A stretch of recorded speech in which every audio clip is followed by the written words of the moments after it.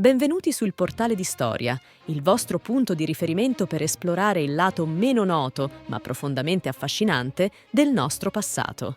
Oggi parleremo di un popolo avvolto nel mistero, celebrato da pochi, ma fondamentale nella nascita della civiltà romana, gli Etruschi. Chi erano davvero? Da dove venivano? E perché, nonostante la loro enorme influenza, sono praticamente scomparsi dai racconti popolari? Restate con noi per scoprirlo e se amate questi viaggi nel tempo, iscrivetevi subito al canale e attivate la campanella. Ogni settimana nuovi contenuti esclusivi per veri appassionati di storia. Gli Etruschi furono una delle prime grandi civiltà della penisola italiana, sviluppatasi nell'Italia centrale tra il IX e il I secolo a.C. La loro società era organizzata in un sistema di 12 città-stato autonome, unite da una confederazione religiosa ma politicamente indipendenti. Le principali erano Tarquinia, Veio, Cerveteri, Vulci, Populonia, Chiusi, Volterra e Arezzo. Ogni città aveva un proprio re o magistrato supremo, eletto tra le aristocrazie locali. Queste élite dominavano la società e avevano il controllo su commercio, religione e guerra. Furono pionieri nella costruzione urbana. Le loro città erano spesso situate su alture, con mura poderose, templi monumentali e sistemi fognari avanzati. Inoltre, furono tra i primi in Italia a utilizzare l'arco in architettura, tecnologia poi adottata dai Romani. Da secoli gli studiosi dibattono sull'origine degli Etruschi. 3 sono le ipotesi principali. Origine orientale, anatolica, sostenuta da Erodoto, secondo cui gli Etruschi discendevano da una popolazione proveniente dalla Lidia, nell'attuale Turchia, migrata in Italia a causa di una carestia. Origine autoctona. Dionigi di Alicarnasso riteneva che fossero nativi della penisola italica, sviluppatisi in loco in continuità con le culture villanoviane. Origine nordica, alpina, teoria minoritaria proposta in epoca moderna. Gli studi genetici più recenti suggeriscono che gli Etruschi fossero principalmente autoctoni, ma con influenze culturali e genetiche orientali, dovute ai contatti con i Fenici, i Greci e le popolazioni del Mediterraneo orientale. L'arte etrusca è tra le più raffinate del mondo antico. Le tombe dipinte di Tarquinia, come la tomba dei Leopardi o la tomba della caccia e della pesca, sono veri e propri affreschi della vita quotidiana. Banchetti, danze, sport, riti religiosi e perfino momenti di intimità. Gli artigiani etruschi eccellevano nella ceramica, nell'oreficeria e nella lavorazione del bronzo e del ferro.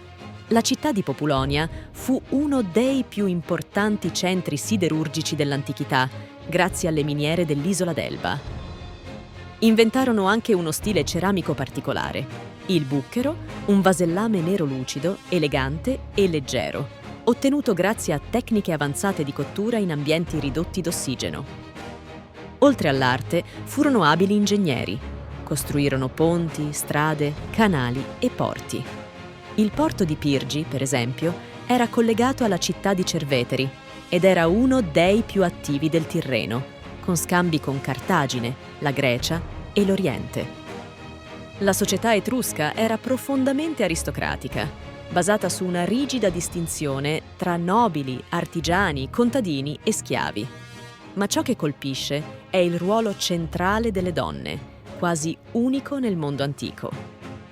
Le donne etrusche partecipavano alla vita pubblica, presenziavano ai banchetti, praticavano sport e spesso comparivano in epigrafi come proprietarie di beni.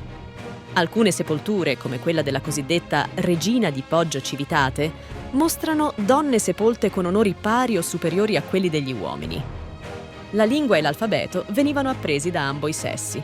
Alcuni sarcofagi raffigurano coppie distese insieme sul triclinio, una rappresentazione impensabile per i greci o i romani dell'epoca. Per gli Etruschi, la religione regolava ogni aspetto della vita. Tutti i fenomeni naturali e gli eventi della vita quotidiana erano considerati segni del volere divino.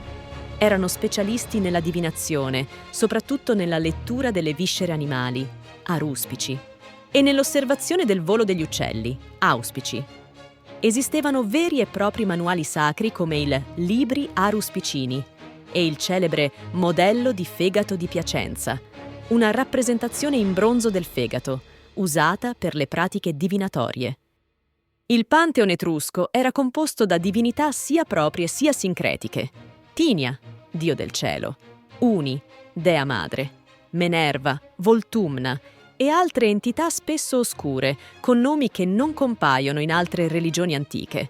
Credevano fortemente nell'aldilà, come testimoniato dalle tombe monumentali che riproducevano fedelmente le abitazioni dei vivi.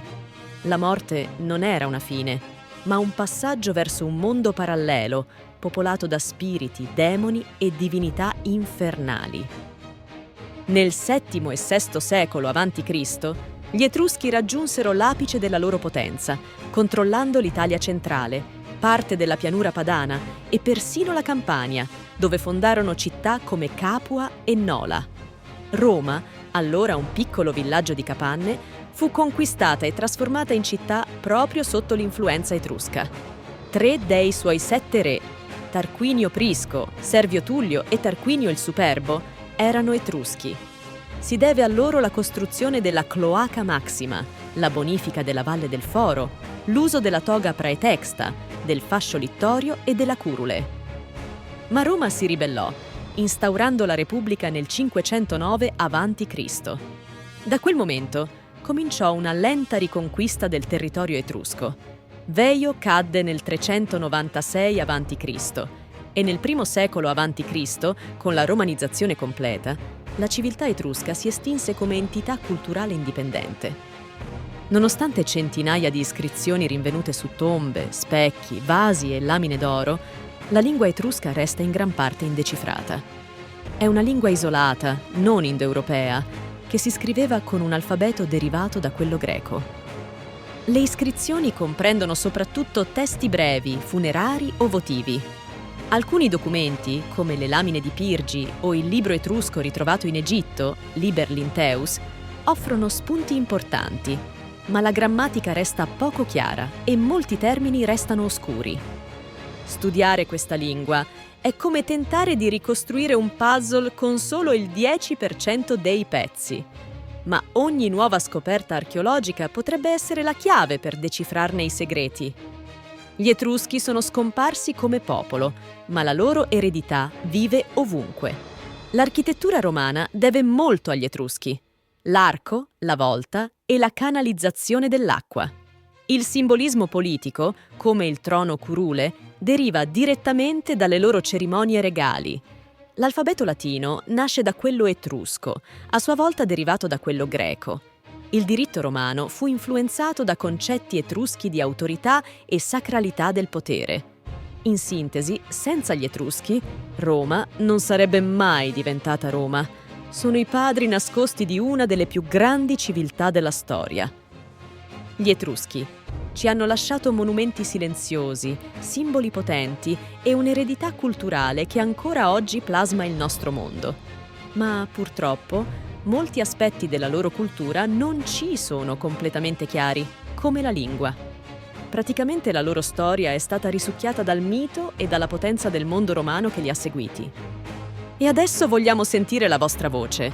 Se gli Etruschi avessero resistito a Roma e unificato il loro mondo, come sarebbe cambiata la storia d'Europa? Avremmo avuto un impero etrusco invece di uno romano? Scrivetelo nei commenti qui sotto. Condividete il video con chi ama la storia e iscrivetevi a Il Portale di Storia. Ogni settimana una nuova scoperta vi aspetta. Alla prossima, viaggiatori del tempo!